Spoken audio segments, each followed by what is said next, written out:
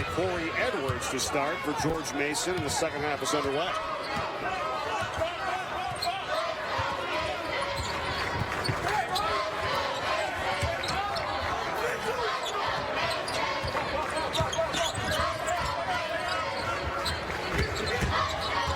Okoloji to the basket, and the finger roll right hand goes down for Anale Okoloji, the sophomore from Brooklyn, New York. Good job that time by Okoloji at attacking the basket. Again, he saw that the middle was open, he attacked it and went and finished strong. And that's what George Mason has to do a better job at, is if they're not getting fluid offensive play in their half-court sets, attack the basket and force Richmond to play defense. The Williams battling the post. Derek Williams against Johnny Williams. Richmond and George Mason. 5 to shoot. Lindsay. Now he recognizes it. Puts it up. Copes the rebound.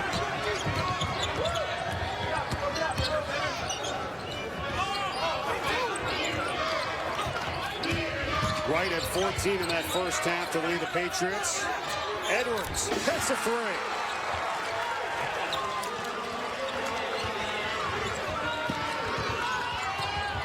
4-point ball game. Sometimes pretty much goes without saying, Ron, the first 4 minutes of the second half. How important is it, especially for a team that's down? It's huge because you want to establish the tempo and the pace for how the half is going to hopefully be played. George Mason is starting this second half the same way they started the first half. A lot of energy, pressing, trying to generate steals with their full-court defense. 5-0 run.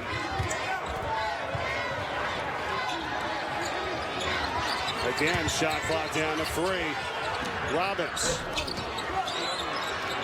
The offensive board from Williams. Patriots ball and this three-pointer by Cedric Lindsay. Mike, Richmond, they're running the shot clock down and getting their shot attempts late in the shot clock. Don't think that that's an accident. They know they have a huge lead. They established a huge lead in the first half. They're trying to use their offense as a weapon. There's no need for them to rush and shoot early in the clock. They're accustomed to playing that way if they have to. This 3 off the mark by Okoloji, but an offensive rebound. Sherrod Wright has been working hard down low. Every weekday morning, join Dan Patrick for first-class sports talk and more mischief than any other show on the air. The Dan Patrick Show, weekdays from 9 to 12 Eastern, right here on the NBC Sports Network.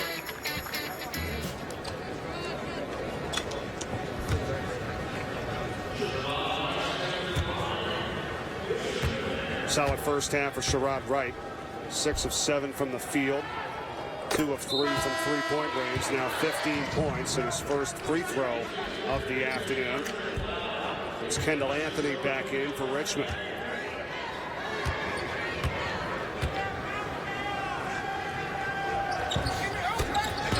Wright played 18 of the 20 minutes in that first half. Now has a team high and a game high 16.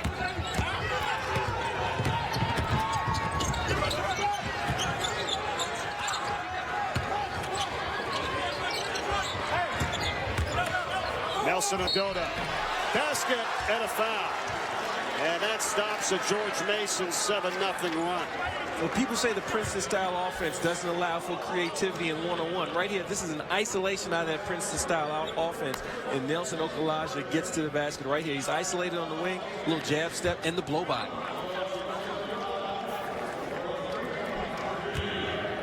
Eric Copes called for the foul, his 3rd for George Mason. Alonzo Nelson Ododa caps off a 3-point play.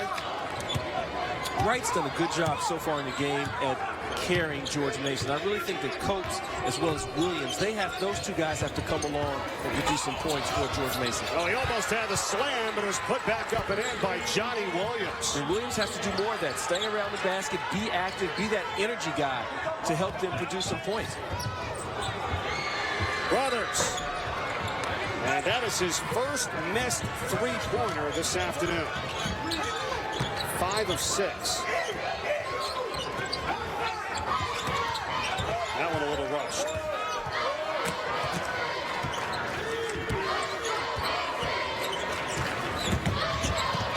Edwards. Okoloji energy, and that's a 2. It's a 1-point ball game.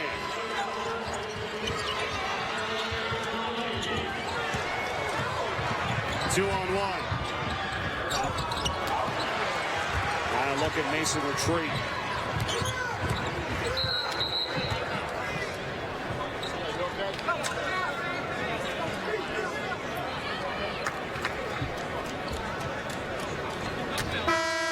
Stoppage in play. That was called by the officials.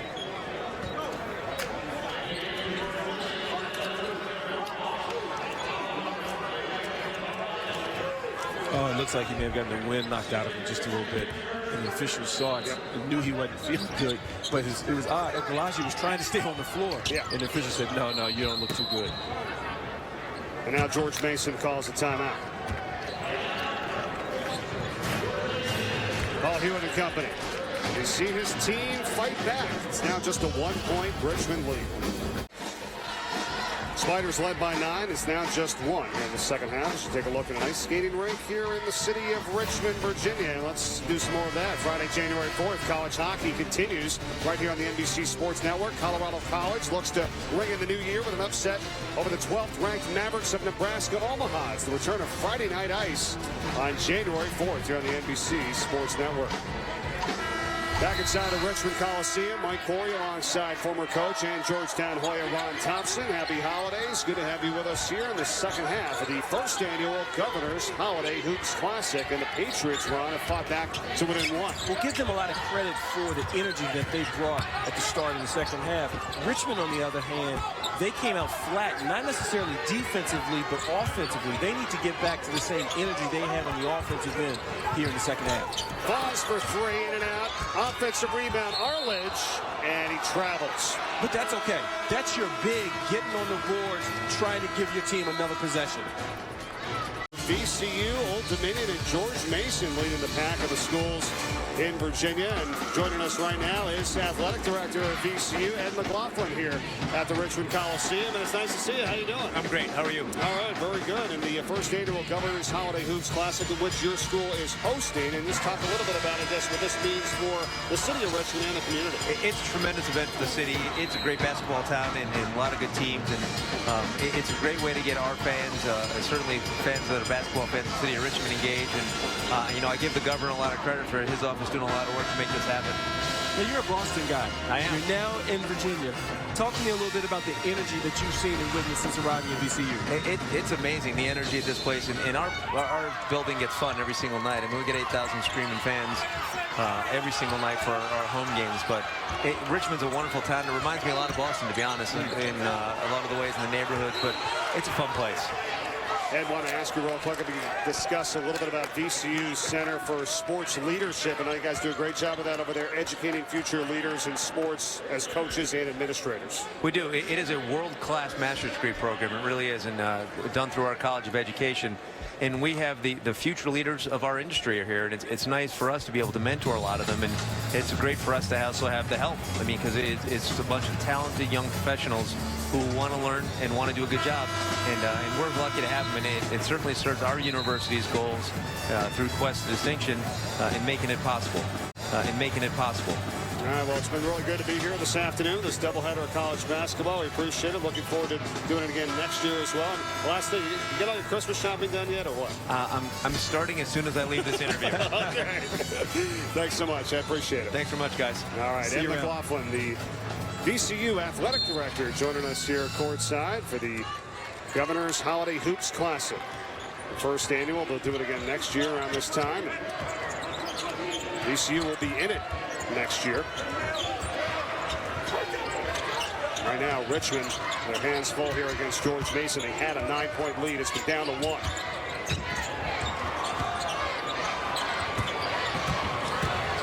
Two on the shot clock, and they're not going to get it off. Nelson Adota a little late getting in there.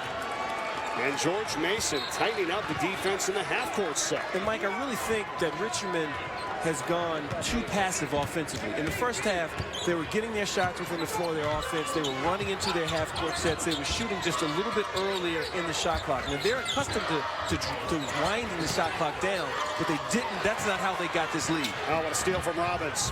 Anthony Rejected, but Robbins is there for the follow. It got blocked by Wright, and then Robbins put it in. Second time in this game that George Mason conceded a layup by Richmond that didn't go. George Mason didn't get back, and Richmond got a chance to get an offensive rebound and get the putback. Spiders were 1 for 6 for field goals in the second half prior to that.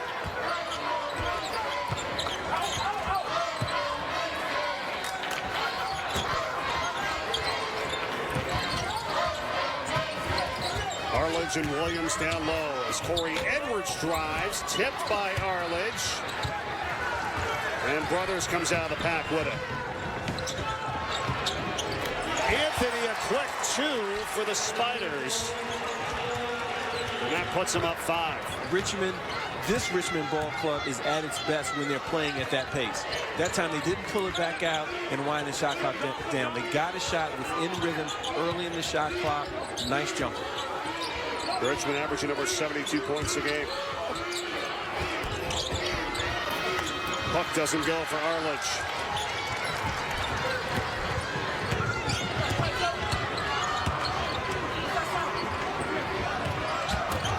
Anthony.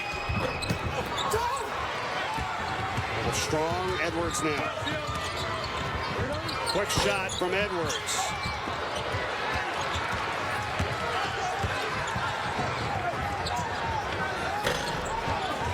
Anthony is just firing away right now. He's just like... He's trying to single-handedly get them back in the game. Quick shots at the possession for both teams we've seen in the last couple of trips.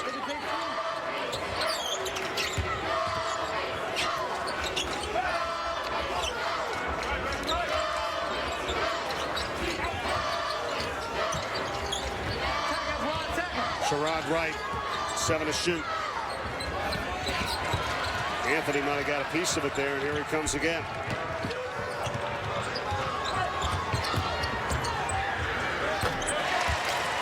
Brothers, such a good touch with his shot. And it couldn't come at a better time, and it doesn't get any better than that. 1-2 dribble pull up. He didn't get too deep, went just far enough, nailed the 10-foot jump shot.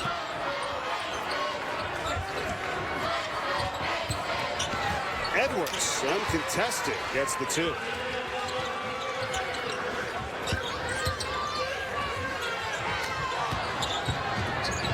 And speaking of uncontested, Robbins for 3.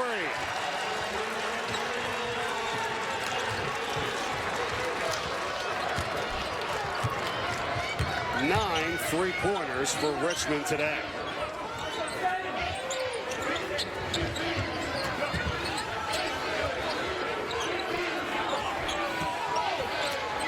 Williams. Foul on the rebound. Mike, I really like when this Richmond ball club is playing at a slightly faster pace right here in transition. We're seeing a lot of good defense both ways, but when Richmond gets the steal right here, they get out in transition and they push it hard. You know, Robbins pushes it. Anthony gets out in transition. He misses it, but Robbins stays with it and gets the tip in. And when Richmond is playing at that pace, as opposed to pulling the ball back out, winding the shot clock down to 10, and then looking for a shot, as a team, their cadence has been a lot better than when they tried to pull it back out and work time off the clock like they did the first 10 minutes, which allowed Mason back in the ballgame. George Mason still looking for their first lead today. They had it down to 1. They had the possession, but did not convert. They've been playing full court a lot here today.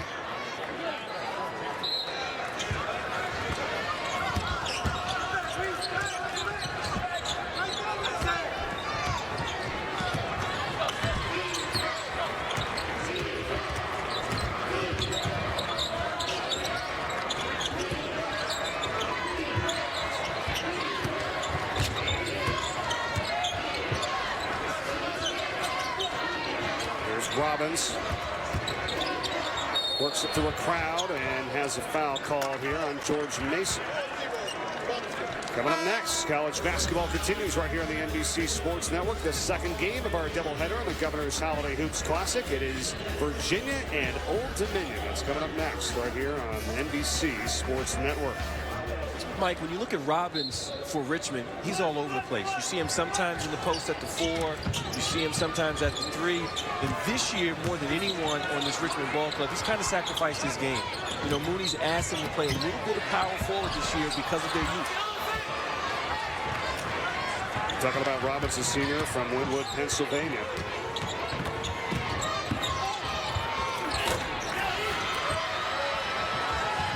There is Robbins ahead of the pack. And we'll head to the free throw line. A little hard foul here. Robbins trying to sell it, calling for the intentional.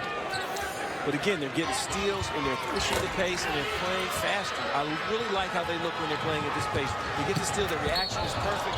Robbins goes in. He's calling for the intentional. He's trying to get all he can, but there was a sincere attempt made for the ball.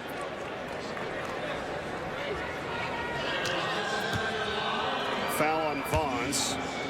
Previous foul on George Mason was on Gujanicic as Robbins at the free throw line. 14 fouls on Mason here. It's the 4th on Vaughns. Coach Hewitt has Wright back up off the bench, and he'll check in for Vaughns.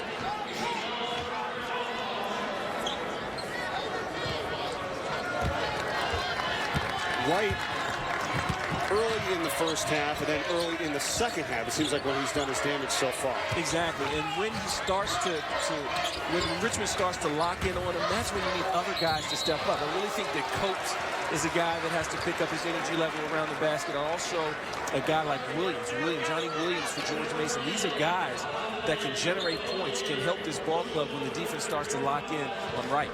We just saw Okoloji call for the offensive foul, and the guy we've been talking about, Robbins, 22 for Richmond and White. 10-point Spiders lead, largest of the day. And that passes to no one. Coates with the steal.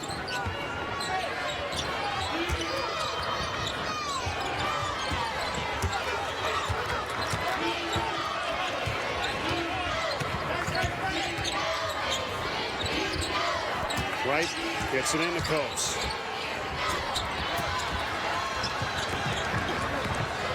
Kept in from Lindsay by Lindsay, and he'll draw the foul, and Edwards called for the block.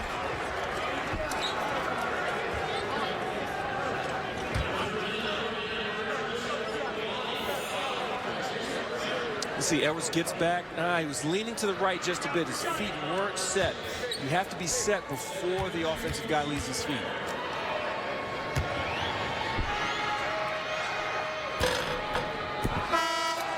Lindsay, a junior from Washington, D.C. As you see, brothers back into the lineup today. He's hit 5 3-pointers for the Spiders. Lindsay missed a couple games with a concussion, a key reserve from that Sweet 16 team a couple years ago.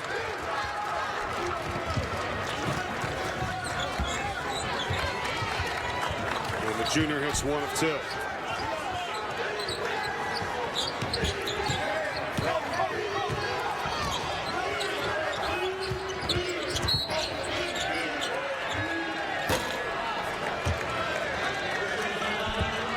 Call for his second. George Mason here has missed 9 of their last 10 shots on the offensive end. What can they do better? Well, when you look at the floor, now is when you need other guys to be able to score other than Wright. Richmond has multiple guys. They have Robbins who can get you points, Lindsay who can get you points, brothers who you already know. Who is George Mason going to turn to other than Wright to try and manufacture points? Gujanicic, but not that time. And now the Spiders, who are in the midst of a 13-2 run here.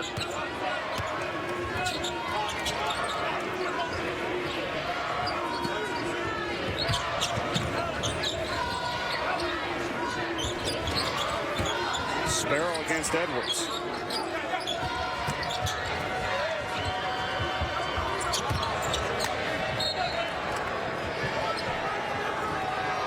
Taylor unable to hit that one from the outside, and the freshman from New Orleans.